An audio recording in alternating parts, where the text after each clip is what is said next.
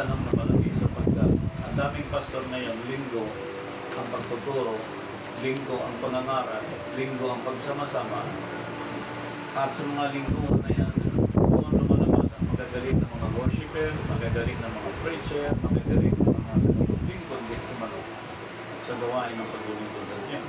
Pero, ang tanong, ito bang 3 days and 3 nights? Ang importante ang restitution sa time ni Christ sa kanyang resurrection kung paano ipinaiiral sa loob ng Diyos.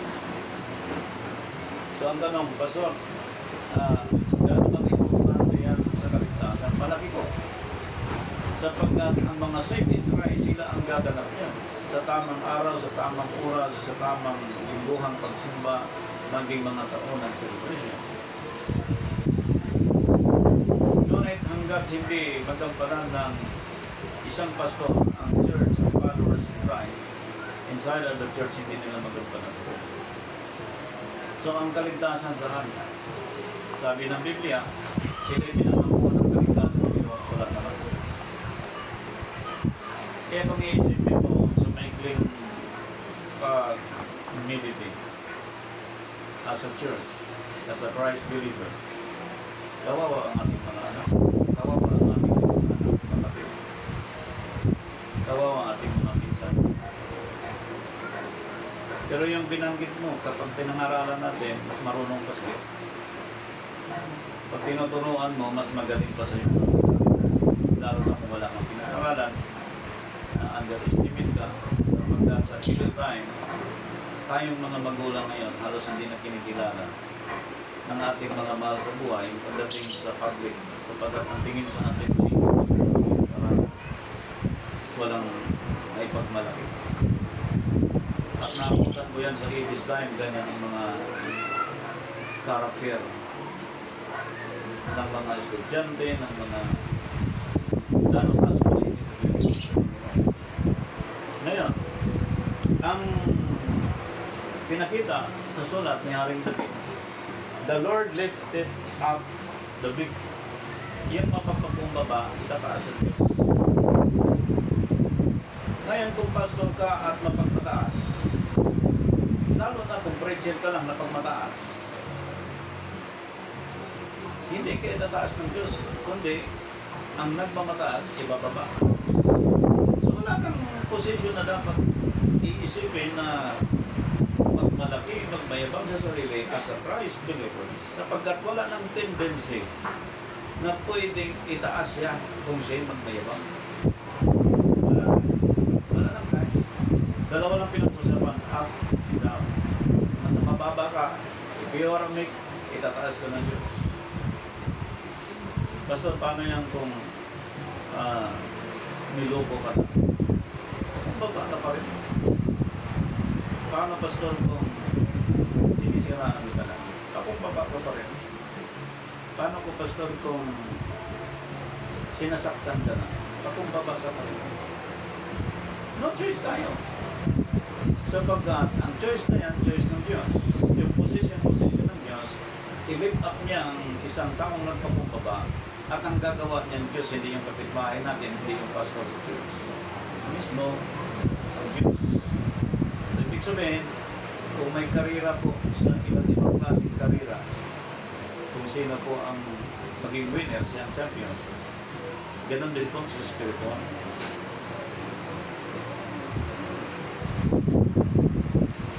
Paano kinulit ni Kristo si Judas?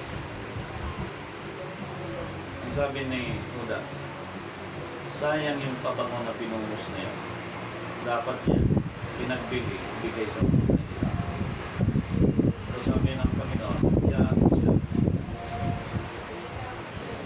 Ang tao, nasa isip ang hihinayang. Gastos, mahal. Sa worldly system, pwede yun. Pero pag nasa Panginoon ka, ang restitution ng Diyos, from the last to the first, pag ginawa ng isang tao ang pagpakumbaba sa Diyos, itataas yan ang Panginoon. Ngayon kung ang prinsipyo ng isang tao ay laging nagmamataas,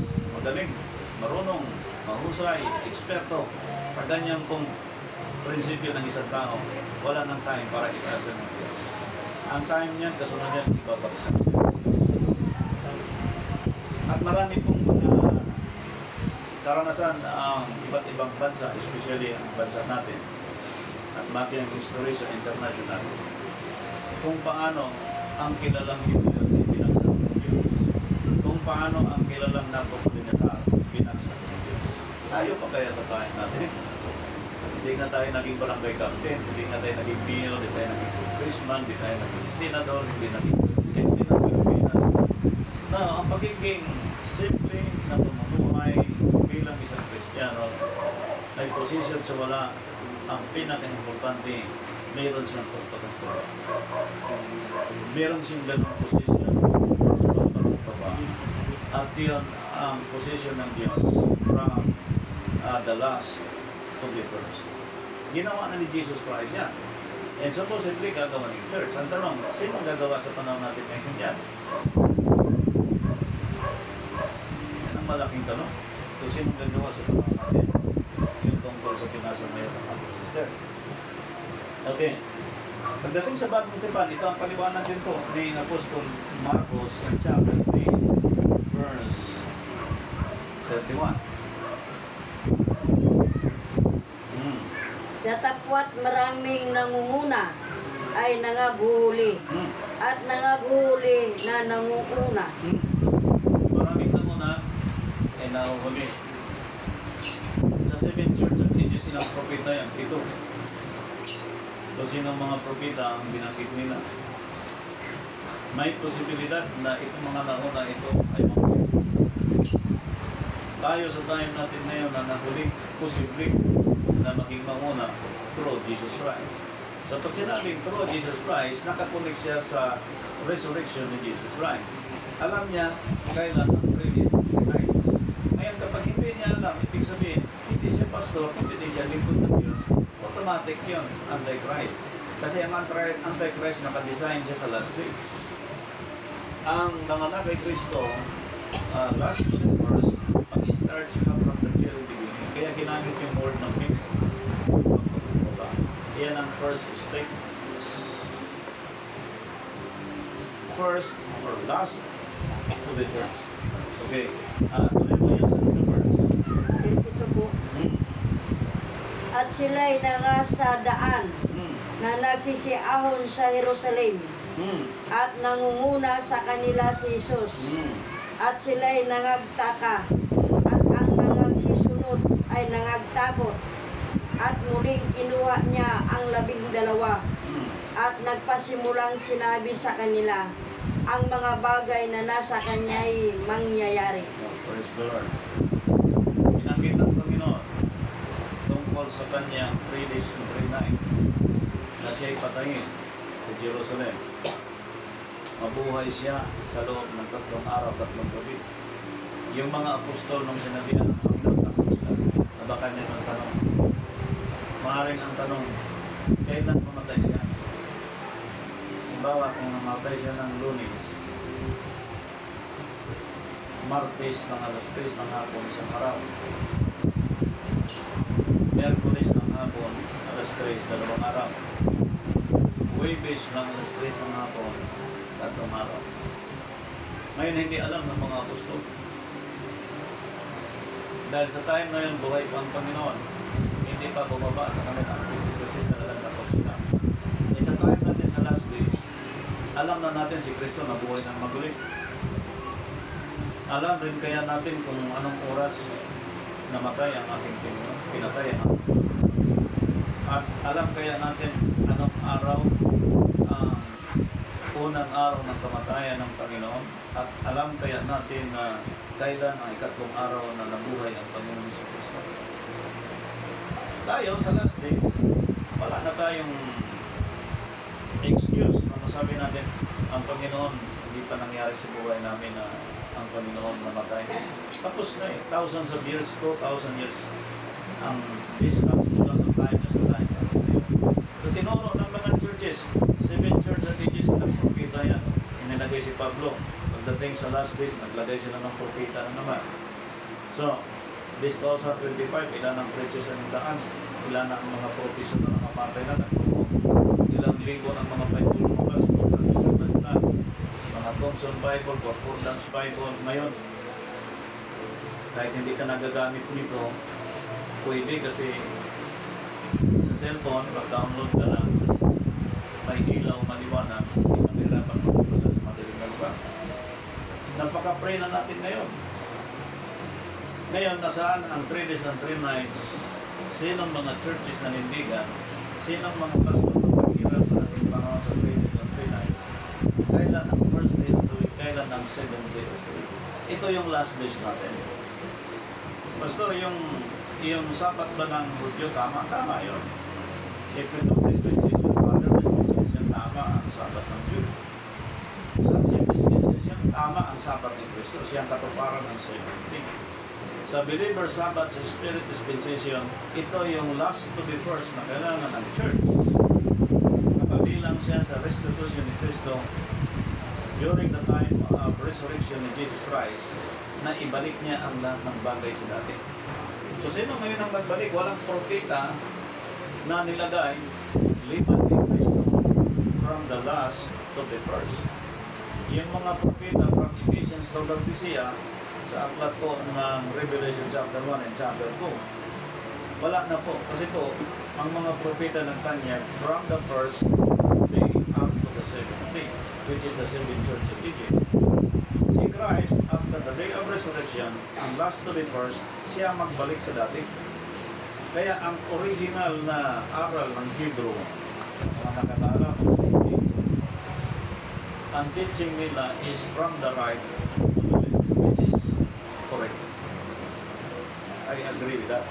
Sapagkat yan ang tamang verification sa Bible from Acts chapter 3, verse 21. Ibabalik ni Kristo ang lahat sa dati. Last to be first. And that is Hebrew declaration. Kaya napansin naman natin na talagang in Latin words, in name of Jesus, lahat ng mga pagbabago sa Biblia from Hebrew, Aramaic, Greek, ating panahon, Latin, tapos English, Tagalog, Bisaya, Waray, dami ng language in more than 6,000 languages. Okay. So tayo, pabor tayo, ating panahon, English Bible, Tagalog Bible, sapagkat madaling intindihin. Nahirapan ka sa English, may translation sa Tagalog. Gusto mong English, may translation sa English, from the Tagalog. So hindi ka na mahirapan.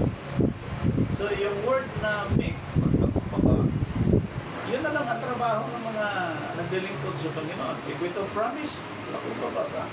If we don't legacy, pakumbaba ka lang. If we don't glory, glorification, pakumbaba ka lang.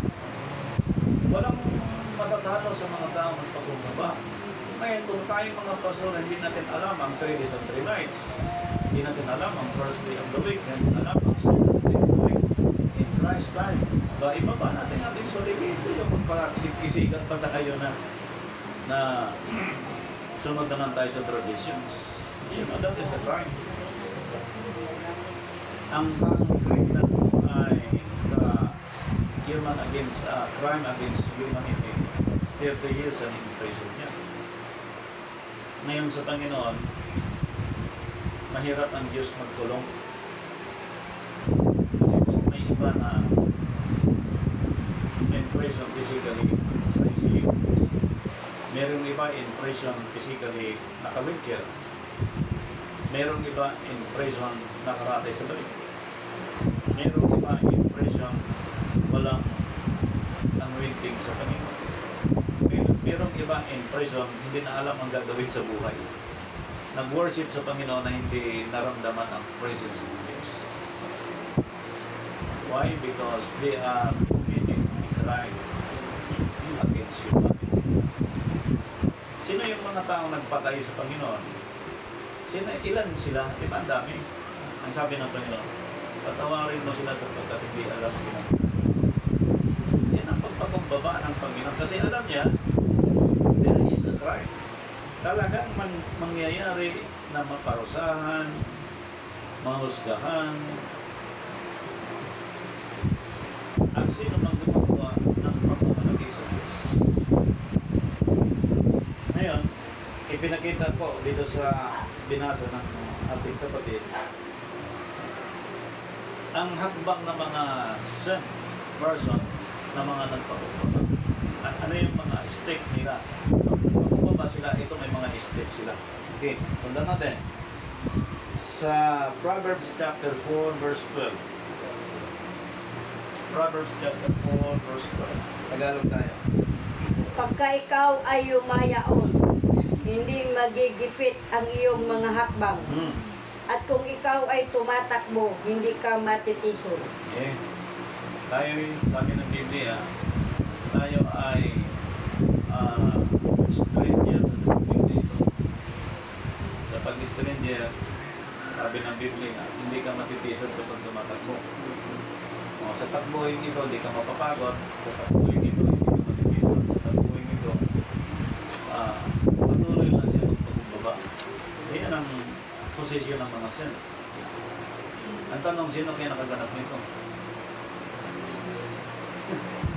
Sino kaya nakaganap natin? Sunod. Proverbs chapter 16 verse 9. 69.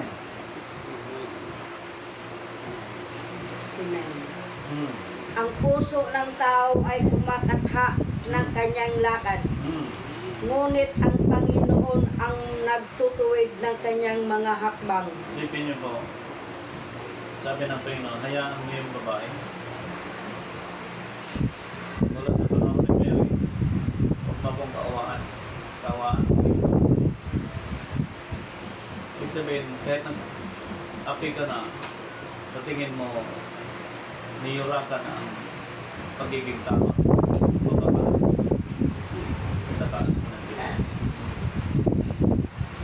Ang tanong, sino ang magagawa nito? Ito ang first step ng mga sin. From the time of the restitution of Christ to shut down the record of the Father. Yung last to be first, unang step ng mga sin, ito yun. Tanong, sinong pastor sa mga churches na nakatupad dito? Ito sapagkat ang mga apostol na takot ng panahon nung sinabihan ng Panginoon ang tungkol sa mangyayari sa kanila.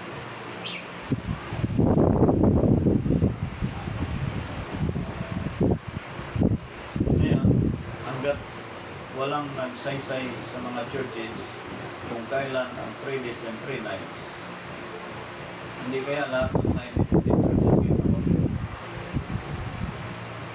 Ngayon, independent pa kayo kung matatakot kayo hindi nyo i-declare. Tama ngayon, kung hindi nyo ma-declare, habang makipag-Bible study kayo sa mga nakaintindi. Dahil hindi ito paramihan ng mundo, hindi ito paramihan ng kayamanan, hindi ito paramihan ng yamang, kundi paramihan ng pagpakumbaba. Yan ang kailangan natin ipuning kayamanan. Sunod na step. Psalms chapter 37 verse 23. 37-23.